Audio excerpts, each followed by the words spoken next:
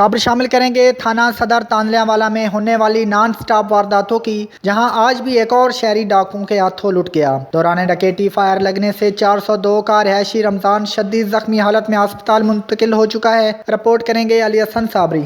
जी, police तांदलियांवाला आवाम के जानो माल को तहफ़्फ़ुज़ देने में बुरी तरह नाकाम दिखाई देती है। आज फिर थाना सदर तांदलियांवाला के इलाका 402 गाबे का रिहायशी नौजवान मुबैना तौर पर डाकुओं के हत्थे चढ़ गया।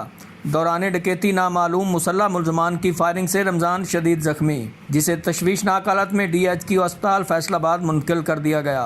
नौजवान का भाई रोज़ी रोटी के सिलसिला में बैरून मुल्क मुकीम है, जिसने अपने वालदैन और बच्चों के लिए खर्च पानी भेजा, जो रमज़ान तांदलियांवाला के बैंक से लेकर घर आ रहा था कि रास्ते में डाकुओं ने रोककर मोटरसाइकिल और नकदी तकरीबन 1.5 लाख रुपए छीन लिए। पुलिस थाना सदर तांदलियांवाला ने मुलजमान की तलाश शुरू कर दी है। जी।